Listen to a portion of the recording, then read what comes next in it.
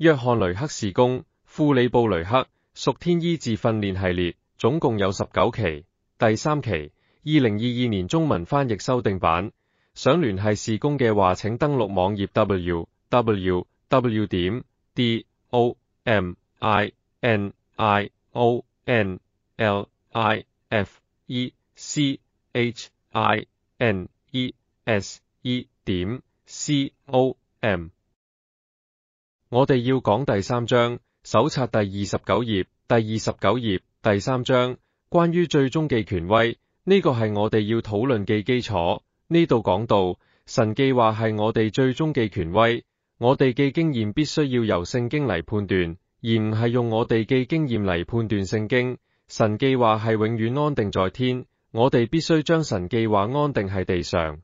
詩篇119篇89節話俾我哋知，耶和華，你嘅話安定在天直到永遠，請注意係永遠，神嘅話係永遠安定在天，呢個意味住佢嘅話係天上係永遠唔會受到任何質疑。我哋嘅目標係安置神嘅話語喺地上，我哋安置佢哋喺地上，係照住安置喺天上嘅方式，認定呢個真理係俾我哋嘅，係有益於我哋嘅，要思想同記住，無論你信唔信佢係真理，佢都係真理。當你認定呢個對你嚟講係真理，佢就開始為你效力。我哋從89節開始，耶和華，你嘅話安定在天，直到永遠，你嘅誠實傳到萬代，你堅定了地，地就長存。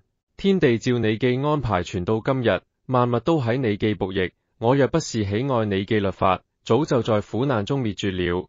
好明顯，當佢講到律法，佢指嘅就係按照神嘅話語安排自己嘅生活，照神嘅話語去生活。正如我哋今日所講，注意佢講嘅，我若不是喜愛你嘅律法，我早在苦難中滅絕了。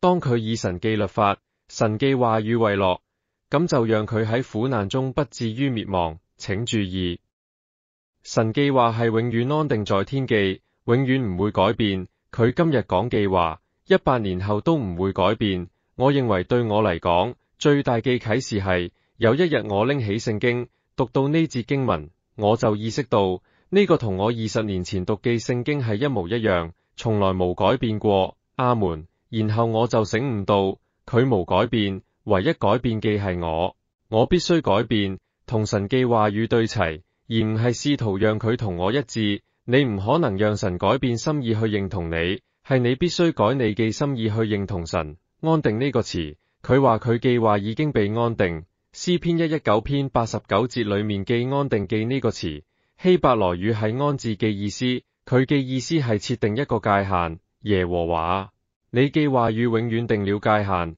我哋必須要行喺呢個界限以內。呢個係史特朗經文匯編俾嘅定義，呢個意味住神把佢嘅話語設定為界限，每個基督徒都唔應該走出呢個界限。佢嘅美好係在於，甚至我唔知道有邊個可以走出呢個界限，無人能夠走咁遠。我哋要行喺呢啲嘅準則當中，呢個幫助我哋活喺耶穌基督生命裏面。神嘅話語作工永不止息。以賽亞書55章11節，我口所出嘅話也必如此，決不徒然返回。佢要成就我所喜悅嘅，在我發他去成就嘅事上必然響通。有呢個幾點加，如果我哋要進行任何討論嘅基礎必須係神嘅話，唔可以話呢個係我教會教家，嗰個係我教派講家，呢啲都唔重要，因為一旦你咁樣講嘅話，其他人就會話好啦，但我教會係咁樣教喎，咁我哋就無討論嘅基礎啦。作為基督徒，我哋討論嘅基礎，你要追溯嘅權威必須係神嘅話。阿門。所以本質上我哋要做嘅係，我哋決定好啦，如果要對任何話題進行討論，唔係指定特別嘅，而係任何嘅話題，包括神嘅醫治啊、神嘅能力啊，只要同呢啲有關嘅，我哋先要同意神嘅話係我哋討論嘅基礎。凡我哋所講嘅，都必須符合神嘅話。我哋唔能夠將我哋想要嘅任何嘢侵襲入去㗎，咁樣呢啲嘅嘢會成為最終嘅權威。最終嘅權威必須要係神嘅話。阿門。如果我哋咁樣做，就能夠繼續討論一啲嘢，如果唔係，我哋只能夠原地咁踏步。注意，我哋啱啱讀到以賽亞書55章11節，我口所出記話也必如此，決不徒然返回，卻要成就我所喜悅記，在我發他去成就記事上面必然響通。好自然記，神喺度講咩呢？神喺度講緊佢嘅話語，佢喺度講佢發出嘅話語，佢發咗記話就能夠成就要佢去成就記，係咪？同意呢個陳述嗎？呢個喺你手冊上面，如果你想將佢加入去，你可以記一下記。我好肯定呢個會係一個修訂版。聖經講到耶穌好清楚，聖經話耶穌發話去醫治佢哋。我哋知道根據約翰福音，耶穌係道成肉身記，係咪？耶穌成咗肉身記道，佢嚟到住喺我哋中間。我哋知道耶穌講咗好幾次，我唔係嚟做我自己記事，喺天父派我嚟記。我哋知道耶穌係天父所差嚟記道，即係天父嘅話語，同意嗎？如果耶穌就係呢個話，呢度講佢記話發出必要成就，佢所發出要成就記，決不徒然返回。意思就係話，如果神發出佢記話，發出去啦，如果冇完成佢發出要成就記，就唔會返嚟。同唔同意啊？好啊，如果呢個係一個事實，耶穌就係咁講，耶穌受咗差派，我哋要做記就係揾出耶穌要做記係咩，因為我哋知道佢已經返咗去天父嗰度。如果佢返去天父嗰度，佢唔可以徒然咁返去，佢必須要完成佢被差派要做嘅嘢。所以如果我哋揾出佢被差派做啲咩嘢，我哋就知道佢已經完成咗啲咩嘢。阿門。我哋知道無論佢被差派做啲咩嘢，佢都已經完成咗，已經做成啦。如果神發出記話就係耶穌，耶穌完成咗佢要做嘅嘢，然後佢就返去啦。到咗一個時候，耶穌應該會講一啲嘢，好似已經完成啊，嗰啲咁樣，係咪？因為佢完成咗佢嘅工作啦。阿門。我哋知道耶穌冇留低一樣嘢係冇做記，神記話好清楚。詩篇107篇20節話俾我哋聽，神發出佢記話醫治佢哋，我哋就知道佢係被派嚟醫治，因為佢嚟記時候就係咁做。然後你睇到使徒行傳10章28節，神點樣以聖靈同能力膏拿撒勒人耶穌，佢周流四方行善事，醫好凡被魔鬼壓制嘅人，因為神與佢同在啊。如果你哋嚟睇耶穌所講記，經常話神嘅兒子顯現或者講被差派嚟記目的，係要除滅魔鬼嘅作為，係咪？佢仲話我嚟係為要尋找拯救失喪嘅人，所以我哋知道被尋找同被拯救，就意味住我哋要被耶穌拯救，佢必須摧毀魔鬼嘅工作。阿門。如果佢唔救除我哋生命中魔鬼嘅作為，我哋就唔能夠得到拯救。可以睇到所有記呢啲都係同佢所成就記連繫一齊。我哋嚟睇下呢度啊，俾你哋咁樣嘅概念。科學家已經定義已知記最小粒子就光子，佢哋仲確定光子係由兩個更小嘅部分組成記。諗下，最細嘅粒子係光，即使嗰個最細嘅粒子都會由兩個更細嘅組成。好啦，佢哋認為呢兩個仲細嘅成分就係我哋所講嘅聲音或者聲波。我哋而家甚至可以稱佢哋為聲音片段。想象一下，你有光，啲人發現分解佢嘅最小方法就係呢個光子。當佢哋觀察光子嘅時候，佢係有兩個部分，呢兩個部分其實就係聲音。嚴格嚟講，我哋而家講緊嘅唔係聖經而係科學。注意，呢度係我個人嘅估計，呢兩個細嘅部分組成確實係聲音。呢個聲音就係要有光。要有光，兩個聲音發音出嚟加，即係話當神話要有光，佢受咗命令變成光，佢就係光啦。阿門。如果將佢分解開嚟，我諗呢個就係遲早嘅事。當人繼續分解落去，就聽到要有光。你要聽清楚嗰個係咩語言，可能正好係聽記人嘅語言。你要做記就係要嚟認識神。注意呢度喺下節或者下一句，我相信。如果你能夠站喺光以外，科學講記，光仲係會向前行，佢係一直向前行。呢個意味住只要有一道光場向前移動，再往外就係一片漆黑加啦。你會有光，呢度係黑暗以外記，俾你哋睇下呢啲聖經技術語啊。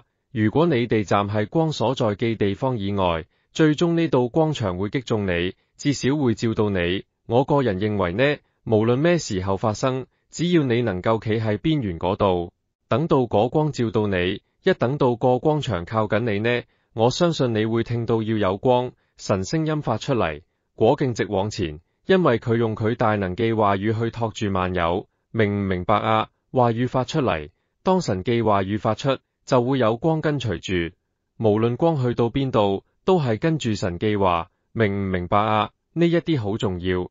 佢講過佢個口所出嘅話決不徒然返回，佢要成就佢所發出嘅成就，所以佢必須繼續前進。真道再無黑暗，然後返到神嗰度，因為佢唔會徒然返回啱嘛，必要成就發佢去成就嘅。關於呢一點，神奇之處就係光嘅速度大約係每秒186292英里。我之所以提呢一個，因為當佢前行嘅時候，佢就會一直嘅向前行。神只係講咗一次要有光，係咪？佢唔使唔日一早起身，因為佢所在嘅地方就係永遠嘅清晨，總係有光。佢唔使永遠一大早起身就話好啦，光我哋再嚟一次，要有光繼續前進。淨係呢到晚上就停落嚟靠埋邊休息，而光係會一直嘅前。阿門。點解神淨係講一次就成了，一直有效呢？呢個係一個需要學習嘅原則。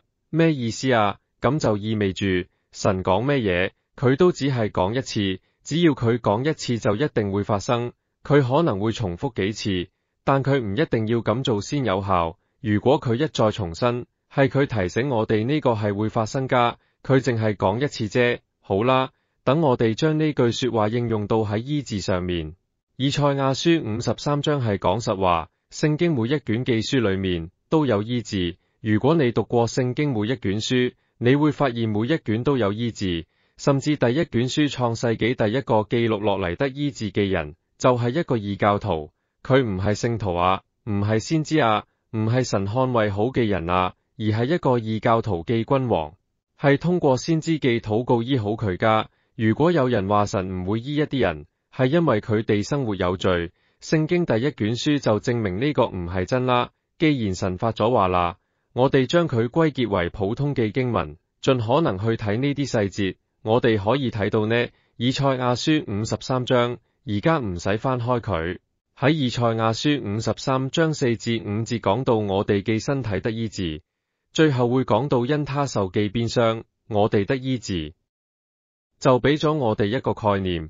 係馬太福音第8章16至17節講到咗晚上有人帶住好多被鬼附嘅人嚟耶穌嘅跟前，耶穌醫好一切嘅人。呢個意味住以賽亞先知所講嘅話，他代替了我們嘅軟弱，擔當了我們嘅疾病。呢個就係聖經所講，佢嘅心中思想就係我哋點樣因佢受嘅鞭傷得醫治。馬太福音8章就講佢醫治所有人嘅原因，係為咗應驗以賽亞所講嘅。為了讓以賽亞嘅應驗成就，所有人都必須被醫治，呢個係真正嘅關鍵。大多數人都對醫治存疑，尤其係關於所有人得醫治，卡喺呢度。通常係因為佢哋為咗一啲人禱告醫治之後，啲人係冇得醫治嘅，所以佢哋自然就會話嗰個唔係真嘅，唔係人人都可以得醫治㗎。你都可以咁樣講救贖，佢既救因為所有嘅罪付上代價。所以任何人都可以得救，但係唔係人人都得救。如果佢哋冇得救，你唔可以責怪神啊，因為佢已經付上代價，醫治都係一樣，代價已經付咗啦。但係每個人都能夠被醫治嗎？唔同嘅係，點解有人冇被醫治呢？通過呢個過程，你上完你就會明白點解會咁樣。你可以做到啲咩嘢？好似我一開講。神想要你準確咁代表佢嘅兒子啊，呢個就意味住我哋要讓所有嘅人得到醫治。如果有人無被醫治，係無咁任何嘅藉口㗎。呢度有啲經文俾你哋，係第31頁。呢個係我從雷克著作裏面學到嘅一個重點。神無必要俾任何人下令得醫治，即係咁講，神唔係坐喺天上面撥動開關嚟決定邊個可以被醫，邊個唔可以。佢已經按下咗開關啦，神已經下令因他受嘅鞭傷，你已經得醫治，因為耶穌已經受咗鞭傷啦。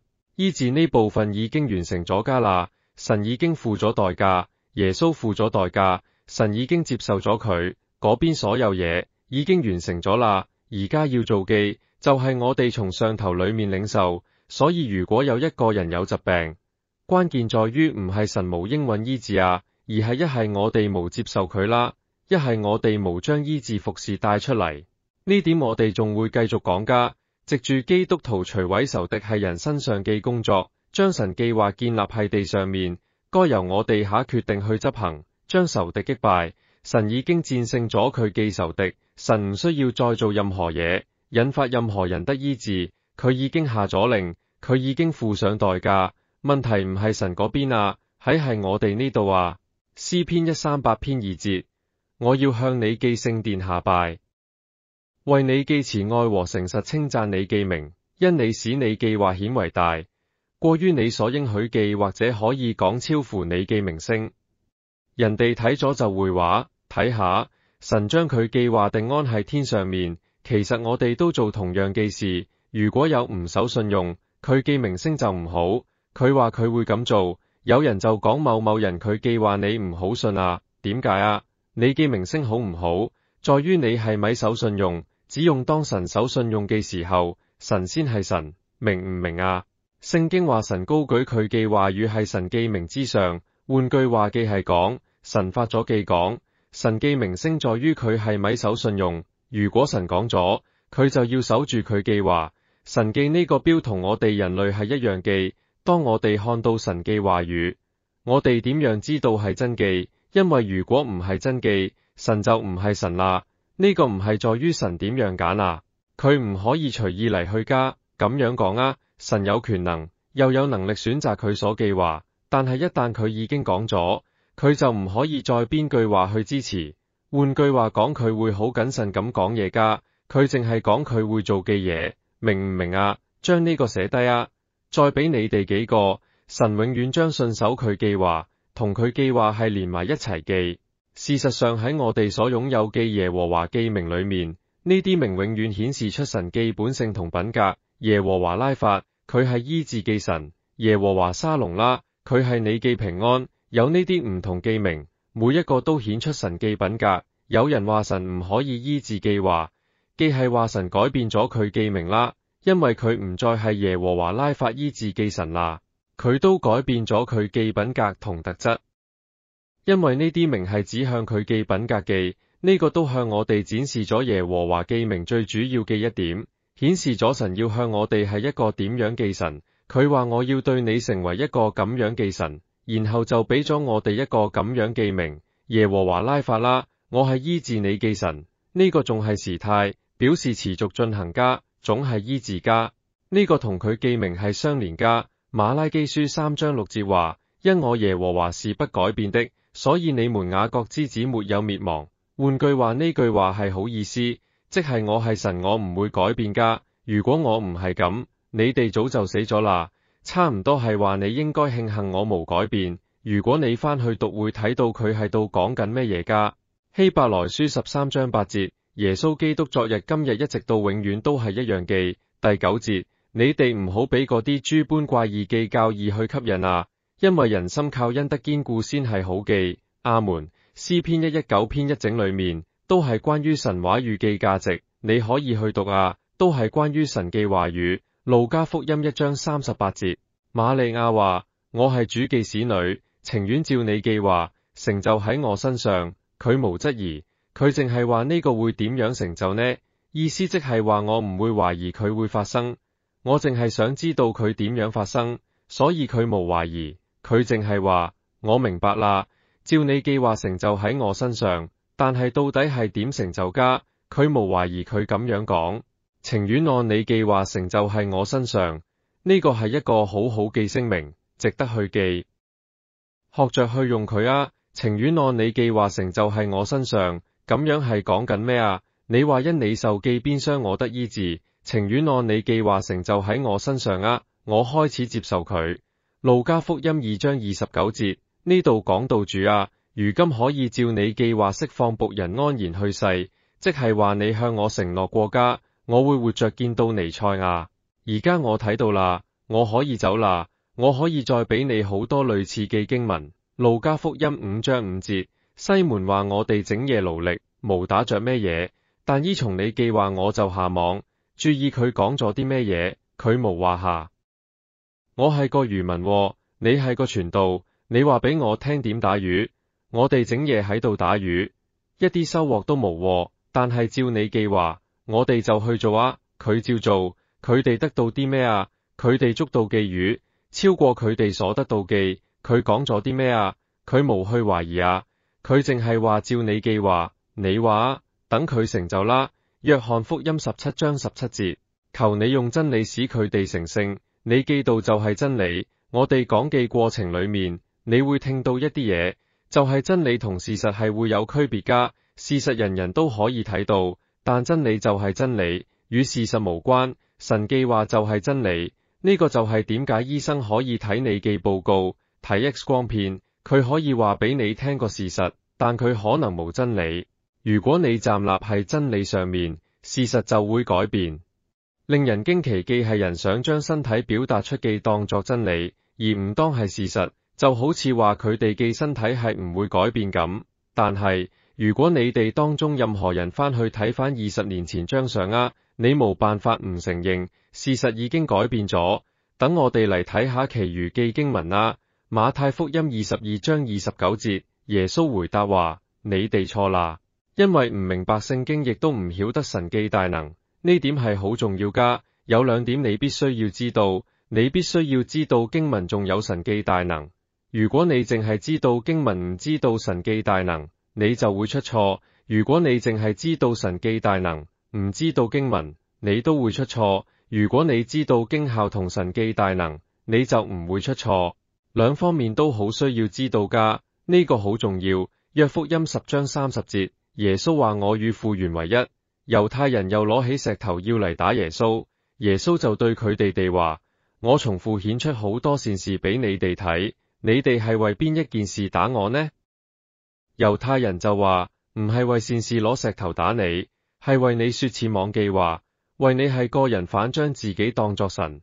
耶穌話：你哋嘅律法上面唔係寫住我曾說你們係神嗎？經上記話係唔能夠廢噶。如果啲承受神道嘅人尚且稱為神，父所分別為聖，又差到世間嚟記，佢自稱係神嘅兒子，你哋仲向佢講，你講僭妄嘅話？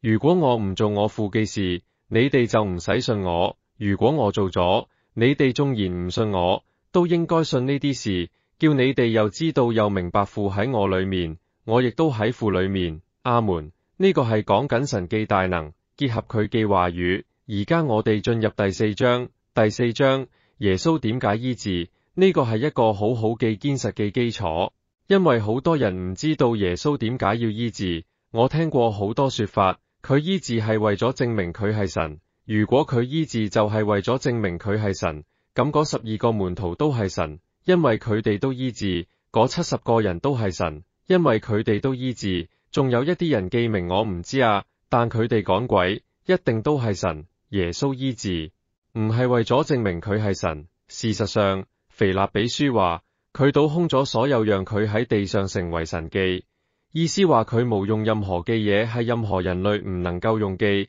佢倒空自己叫做基督嘅虛己，佢將自己降格為人，佢所用記都係同神有正確關係嘅人可以用記。耶穌醫治唔係為咗證明佢係神，佢係世上嘅時候無好似神一樣咁做嘢。反倒虛己就好似我啱啱所講嘅，佢做事只限於同神有正確關係嘅人所能做嘅。耶穌嚟係做咗啲咩？約翰一書3章8節話俾我哋聽，我哋引用過呢句話：犯罪記就屬魔鬼，因為魔鬼從起初就犯罪。神嘅兒子顯現出嚟，為要除滅魔鬼嘅作為。我哋先嚟睇耶穌點解要醫治，再嚟睇點樣去醫治。耶穌點解要醫治？馬太福音9章35節，耶穌走遍各城各鄉，喺各會堂裏面教訓人，宣講天國嘅福音，又醫治各樣嘅病。佢睇見好多嘅人就憐憫佢哋，因為佢哋果苦流離，就好似羊無牧人一樣。於是就對門徒話要收嘅莊稼多，作工嘅人少。所以你哋當求莊稼記主打發工人出去收佢記莊稼。馬太福音9章35至38節，耶穌叫咗12個門徒嚟俾佢哋權柄，能夠趕鬼醫治各樣忌病。馬太福音10章1節，請注意，點解佢要按立佢記第一批工人，係因為佢動咗憐憫記心。請理解，我盡量將呢個問題講清楚，呢一點你必須要聽入去，必須要明白，耶穌總係被聖靈帶領，你哋同意嗎？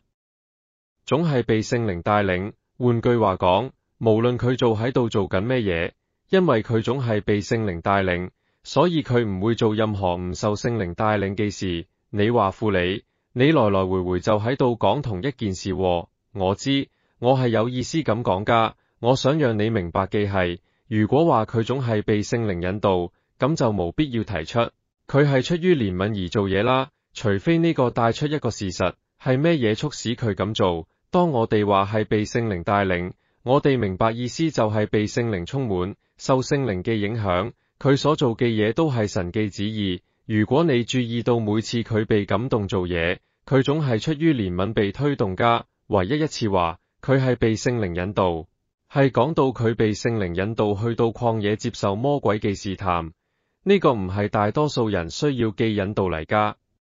大多數根本唔需要被聖靈嘅引導，就會自己去受魔鬼嘅試探，佢哋自己就有路㗎啦。係嗰方面佢哋係唔需要幫助㗎。注意，耶穌係必須要被幫助，先可以被魔鬼引誘㗎。想象一下，你都係咁樣諗，咁就太好啦。我諗通過呢個嚟講，係咩推動咗佢？係咩深層原因讓佢咁樣去做？佢點解要咁做？聖經就話咗俾我哋聽點解，所以我哋唔能夠憑空想象，我哋唔能夠淨係講佢係被聖靈帶領去做咯。但係耶穌總係被聖靈帶領㗎。如果佢總係被聖靈帶領，咁呢一次又有咩分別呢？係因為我唔想用情緒呢個詞，但我希望你有一個認識，係因為耶穌見到有一啲嘢，因為聖經講佢看見許多嘅人，係當佢見到嘅時候，佢裏面有一啲嘢發生，以致佢受到推動。呢個推動佢嘅就係憐憫，明唔明白？係咩讓佢按立人？就係憐憫。注意，你唔會揾到任何地方話神叫耶穌去按立呢12個人，根本揾唔到。你淨係會發現耶穌按立咗佢哋，但佢之所以咁做，因為佢見到好多人同佢一樣流離軟弱，所有嘅呢一切都係佢需要幫手，所以佢就按憐憫推動啦。嚟睇下其他部分啦。我哋已經知道出於憐憫，人被按立。馬太福音14章14節講到，耶穌出嚟見到有好多嘅人，就憐憫佢哋，醫好佢哋嘅病。呢度話有好多人出於同情耶穌就醫治咗佢哋嘅病。我哋睇到好多病人被醫治，係因為憐憫，係咁講㗎，係咪？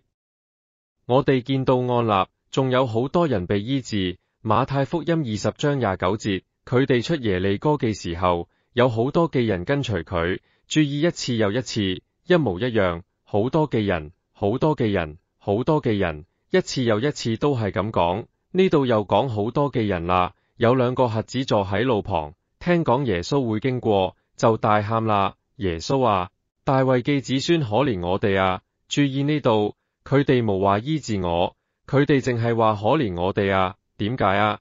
因為佢哋知道，如果佢哋得到憐憫，佢哋就會被醫治。咩係憐憫啊？聖經裏面提到憐憫，每一日佢嘅憐憫都係新記，每個早晨佢嘅憐憫都係新記，係咪？係每一日啊！喺我哋一生記裏面，有啲咩跟住我哋啊？必有憐憫和慈愛跟住我哋啊！注意，佢哋話主啊，大衛嘅子孫。注意，眾人責備佢哋，唔俾佢哋作聲。佢哋就越嚟越大聲嗌：主啊，大衛嘅子孫啊，可憐我哋啊！耶穌就企喺度叫佢哋嚟話：要我為你哋做咩啊？佢哋就話：主啊，要我哋嘅眼睛能夠睇到啊！耶穌就動咗慈心，將佢哋嘅眼睛一摸，佢哋就即刻睇到，就跟從耶穌。馬太福音20章31至34節，注意點解佢哋可以得到醫治啊？係憐憫啊！我哋唔可以忽視呢啲㗎，我哋唔能夠淨係話耶穌被聖靈帶領去做啦。實際上當耶穌喺度道行，瞎子引起佢嘅注意，當佢哋找住耶穌嘅注意力，耶穌就問佢哋想要咩？佢哋就話佢哋想要見到啊，耶穌就有一個憐憫嘅心。呢度提到憐憫啊，當提到佢點解要咁做，我哋就唔可以忽視，我哋就唔能夠淨係話因為耶穌被帶領啦，或者嗰個就係瞎子嘅時候啦，我哋要嚟睇聖經點樣講佢哋被醫治嘅，因為憐憫，明唔明白啊？喺我教導裏面，全程都會睇到呢啲嘢，呢個係為咗讓你哋有一個更好嘅概念，因為我想喺最開始嘅時候就殺死一啲寄生牛。我無寫字板掛喺後，如果有我想寫俾你睇，你可以想象一下，我哋俾你哋一啲數字啊。我哋都知道有一次，耶穌餵飽咗5000人，呢個唔包括婦女同埋兒童。如果當中有一半人結咗婚，大概會有7500人，呢啲人裏面會有小朋友，嗰啲家庭裏面，你會發現嗰度至少有1萬人，每家加上至少有1萬人，有啲人仲話可能有2萬人。甚至更多，我哋好保守估計係1萬人啦。1萬人嚟形容眾人係一個好保守嘅數字，你同唔同意？俾你哋一啲數據，係我發現係可靠嘅，可能我會俾你舉手。如果一陣有必要，我發現每一次聚會，無論幾多人，人多或者人少，大概98%嚟聚會嘅人都需要醫治。總有一啲嘅疾病，98%嚟聚會嘅人。你可以試下大家舉手睇睇啊，睇下而家喺當地教會嘅人係需要醫治，差唔多都有98%噶。假設我哋呢度有1萬人啦，整個記會中1萬人嘅98%就係9000人需要醫治。等我哋超級保守估計一下啦，假設唔係98%啦，降到58%，就降到5000人，仲想將數字減到更少嗎？有幾多人需要醫治？你或者會講，嗰個好耐以前啦，佢哋唔係好似我哋咁食垃圾食物，可能佢哋健康啲。好啦，我唔知啊，我食垃圾食品㗎，但我好健康。無論點啊，等我哋再減少啲，假設係2500人，就係1萬人裏面有2500人係需要醫治嘅，呢個數字夠保守啦嘛？我哋可以停喺度，定係減到1000人？2500呢個數字可以嗎？1萬人聚會，你有2500人係需要醫治。佢話呢度有1萬人，有邊個需要治療？然後2500人出嚟，佢哋就排隊啦。耶穌為每個人按手啦。我哋就知道，如果有咁樣嘅一班人，佢會為每個人按手。關於佢按手至少5次，其實可能更多，有13次，但至少有5次。係明確咁記載耶穌醫治咗佢哋，有2500人有需要醫治，佢為2500人按手，呢2500人都得到醫治，係咪好不可思議？係咪？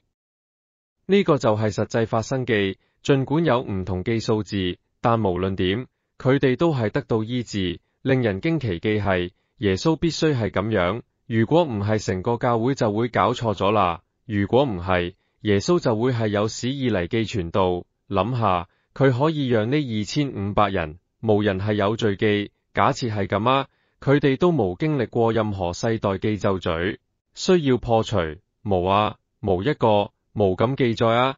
佢哋當中每個人都有足夠嘅信心得到醫治。想象下我加上嘅每一條，呢啲不利嘅條件加埋嚟，就變得好困難啦。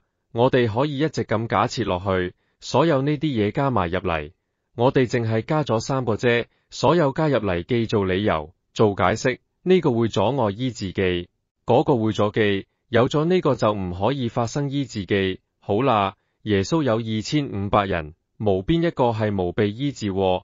我哋就嚟假設嗰度每個人都非常嘅巧合。神話今日係你哋嘅日子啊，神唔會對佢哋講話，唔得，等一陣，我想教你啲功課。經歷之後，你會變成更好嘅人，明唔明白啊？你知道會有幾多極端不利嘅條件？一係我哋搞錯咗，一係就係耶穌幸運到不得了，而我聖經裏面根本睇唔到幸運。好明顯喺過去我哋都搞錯咗啊！我哋開始去諗，點解神要醫治？點解佢要通過耶穌醫治？點解阻止醫治？如果你嚟到呢度反覆咁去諗，我哋嚟睇下馬可福音1章40至42節，有一個長大麻風記嚟求耶穌，向佢跪下講：如果你肯，係你肯啊，唔係願意啊，就一定叫我潔淨。耶穌就動了慈心，就伸手摸他，話我肯，你潔淨了吧。大麻風就即刻離開佢，佢就潔淨啦。馬可福音5章18節，耶穌上船嘅時候，嗰個從前被鬼附嘅人懇求同耶穌一齊，耶穌唔准，就對佢話：你返屋企啦，去你親屬嗰度，將主為你做何等大嘅事，係點樣憐憫你，都話俾佢哋聽。耶穌講緊咩？耶穌話：你之所以得自由，係神對你有憐憫啊。呢度有瞎眼記、被鬼附記，有好多人生病，仲有人被按立。點解啊？唯一嘅共同點就係憐憫。呢一點我哋仲會嚟睇㗎。事實上，我哋即刻就會揾到。睇下我可唔可揾到？我想再俾你多一節，翻到第37頁啊。路加福音7章11節，過咗冇幾耐，耶穌就往一座城去，呢座城名叫拿因。佢嘅門徒同好多嘅人都同佢一齊同行。將近城門嘅時候，有一個死人被抬出嚟。呢個人係佢媽媽獨生嘅兒子，佢媽媽又係寡婦。喺城裏面有好多人同寡婦一齊送殯。主就見到呢個媽媽唔係死咗嘅兒子，主見到呢個媽媽就憐憫佢，對佢話唔好喊，於是就去按住嗰槓，即係今日講嘅棺材。抬嘅人就企喺度，耶穌就話：少年人，我吩咐你起嚟。嗰個死人就坐喺度，而且仲講嘢。耶穌就將佢交返俾個母親。注意呢度，第一，佢憐憫嘅唔係死去嘅男孩，佢憐憫嘅係嗰個媽媽，而且對佢話唔好喊，然後對嗰個男孩話，少年人，我吩咐你起嚟。嗰個少年人係死咗㗎。呢度無記錄抬住佢嘅人。當呢個死咗嘅男仔坐起身時，可能抬佢嘅人有一半人暈咗，就將佢吊下啦。當然呢度係無記錄嘅。無論點樣，你知道發生咩事？當死咗嘅男仔一出聲，啲人就會散開，就將佢吊落地下。注意，耶穌憐憫嗰個係佢媽媽，耶穌憐憫嘅唔係嗰男孩啊，係媽媽啊，係第三方嘅憐憫，讓死去嘅男孩復活啊。你明唔明白？我希望你哋一次次咁見到耶穌喺點樣去做嘢㗎，佢完全違背咗我哋以為嘅做事方式。你哋好快就會見到教會已經冇咗呢一點憐憫。你會聽到我反覆咁提到，我稱呢種教會係反向嘅教會。我喺一開始就話，如果你做嘅同教會一貫教導嘅相反，你就會更準確、更接近聖經。舉個例啊，你行喺街上面，你見到一個人就向佢作見證，你話俾佢聽，聽住啊，你需要得救，耶穌為你而死，所以你可以得救。佢哋就會講一啲好似，我有諗過啊，但我一定要有個潔淨嘅生命先。你一聽到就要立即回應，唔可以，你唔可以令到你嘅生命潔淨㗎。你嚟揾耶穌啦，佢能夠潔淨你啊，你只要嚟就得㗎啦，就係咁講係咪？你嚟就好似你而家咁，如果我哋可以講服佢哋，佢哋就可以得救啦。佢哋就嚟到教會，坐喺嗰度。然後有人行入嚟，開始講道，話神要醫治。如果你病咗，行到前面啦。呢個人行到前面，因為佢已經得救，或者佢睇起嚟有啲唔一樣。講完通常都會問嘅第一件事，好似你嘅生命裏面仲有無罪啊？你知道仲有冇咩罪？嗰個人就回答話：我啱啱信主，生命裏仲有啲問題要對付嘅，神已經俾我解決好多啦。不過仲有啲問題未解決，我哋會對嗰個人講咩啊？我哋會講返去坐低，你無解決罪，神係唔會幫你㗎。你唔解決罪，神係唔會醫你㗎。點解會咁啊？佢未信嘅時候，全係恩典，但信咗之後就要靠行為，太神奇啦！喺外面我哋就話俾佢聽，唔使嚟揾神就得啦，只要嚟到神面前就可以啦。入咗教會之後，我哋就話俾佢聽，你要潔淨你嘅生活啦，你要有啱嘅生活啦。我哋喺度做緊咩嘢啊？我哋拎馬可福音16章嘅醫治。咁啦，我哋即刻嚟睇下節經文，馬可福音第16章注意呢度講咩？首先我哋從第9節開始，喺7日記第1日清早，耶穌復活啦。首先向抹大拉記瑪利亞顯現，耶穌曾從佢身上趕出7個鬼，佢去話俾嗰啲向來跟隨耶穌嘅人聽。嗰時佢哋正喺度哀悼哭泣，佢哋哀悼同哭泣係因為神大膽記信心唔係咁加。佢哋聽見耶穌活啦，被瑪利亞睇到，但佢哋唔信。我聽到你講記，但係我唔信。呢件事之後，門徒中間有2個人就去鄉下嗰度行路嘅時候，耶穌變咗形象向佢哋顯現，佢哋就去話俾其他門徒聽，其餘嘅門徒都係唔信，所以佢哋有2個見證人，其實係3個，佢哋一啲都唔信。後嚟11個門徒坐席嘅時候，耶穌向佢哋顯現，責備佢哋唔信，心裏面剛硬，因為佢哋唔信嗰啲喺耶穌復活以後見到耶穌嘅人。想象一下，佢哋喺度食飯，一邊仲喺度喊緊，佢哋聽到呢啲事就係唔信，但佢哋喺度食飯，耶穌突然就顯現喺佢哋中間，佢哋第一個反應可能係好震驚啦，尖叫，好驚，唔敢想象啊！突然之下，佢哋又變到好興奮，太好啦，真係你啊！佢哋就開始好興啦。耶穌講記第一件事，你哋呢班鐵石心腸嘅人，你哋唔信任何我差嚟嘅人，我已經顯現啦，你哋都唔信。想象一下，本來佢哋想歡呼，但一下就阻住咗，佢哋被鬧啦。呢度講到耶穌責備佢哋，意思話耶穌責備佢哋一餐啊。耶穌全部都講啦，你哋心裏剛硬，頭腦頑固等等，咩都講。耶穌又對佢哋講，你哋往普天下去啦，傳福音俾萬民聽啦，唔係好奇妙咩？耶穌啱啱先講完，你哋呢班鐵石心腸嘅人，你哋呢班唔信嘅人，我唔敢相信，將我呢個榮耀嘅福音留俾你哋，你哋甚至唔信。而家我話你哋聽，出去，到全世界去，而家就去，而家就出去，就好似情分咁啊！你見唔見到啊？就好似你而家去全世界傳福音，非做不可。或者你會以為耶穌會揾過第二個嚟做呢樣嘢，但耶穌淨係有佢哋，耶穌只可用佢哋咋。我哋就係耶穌有記，唔係咩？佢點解要用你啊？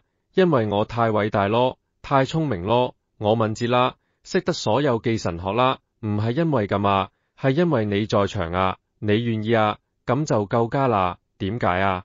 因為耶穌唔需要你聰明，佢要記只係一個身體，俾佢可以用嚟流出佢記生命。注意，呢個就係我哋記問題，呢個就係我哋所做記。耶穌對門徒話，你哋往普天下去傳福音，信而受洗記，必然得救。注意，耶穌正正同緊11個門徒講，你哋要往普天下傳福音，信嘅人唔係指嗰11個人啊，信嘅人就係同樣嚟傳福音嘅人。你哋去傳福音俾萬民聽，信你哋嘅人，相信並得救嘅人。耶穌指嘅唔係門徒啊，而係將來要得救嘅人啊。佢話信嘅人就得救，係必然得救，但係唔信嘅人必被定罪。佢就話俾門徒聽，你哋唔信，你哋知道有幾險嗎？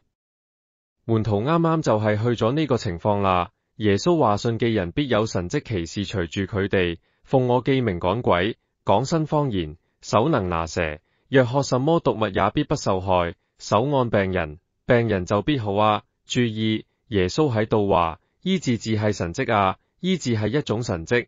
教會將醫治變成想啊，你生活得好，除掉所有記罪，每件事都做得好，神就可能會醫你。但耶穌冇咁做啊，佢話你哋往普天下去傳福音。佢甚至仲講，門徒第一次出去嘅時候，耶穌話你哋出去醫治病人，然後話嗰啲人聽，神嘅國臨到你。耶穌喺度做咩啊？佢話醫治係一個神蹟啊，你去醫治佢哋啦，等佢哋見到啦，佢哋就會信啦。點解啊？因為神嘅良善係引人去悔改噶，唔係神嘅冷酷，係神嘅良善引人去悔改。知道自己唔配被醫治嘅人，都係會得到醫治。經上面點講啊？赦免多記，愛就多。呢個正係佢要傳達噶。相反，醫治唔再係神蹟，我哋將醫治變成對正確生活嘅想，我哋必須要扭轉呢一種記狀況，照住耶穌所講記去做。我哋當神蹟去做，呢度記美善就係，如果你當成想去做，要讓醫治發生，就要讓佢哋相信。你要當成神蹟去做，佢哋點樣都冇咩所謂。點解啊？而家我就話你聽，耶穌話加，係耶穌話加，佢話手按病人，病人就必好。呢個係佢同我之間醫治記約定一個應許。佢話如果你手按病人，病人就必好。佢無話要讓病人相信任何事，根本無提到呢啲。佢話你手按病人，病人就必好了。如果你信記話，耶穌話奉我記名，呢個就係你要做記，我就去做。呢個係我同佢之間記事，只要我同佢之間有嗰個約，我就唔使擔心人記狀態。我要做記，就係將鬼從佢哋身上趕走，將佢哋記病醫好。點解啊？因為只要我按手，佢哋就必好。呢個係一個帶人信主記信神蹟，唔係因為佢哋已經信咗啦。我唔會同人講，你信唔信神啊？好啊，等我為你按手啊。如果佢哋信，我就唔使按手，佢哋反而要為其他人按人。係唔信嘅人先要被按手禱告，所以醫治係一個神蹟，唔係一個想。一旦你當成想嚟做，就成為靠行為表現啦。咁就顯示你一啲都唔認識耶穌。耶穌醫治係因為佢受記鞭傷，你哋就得醫治。阿門。休息一陣啦，我哋好快返嚟。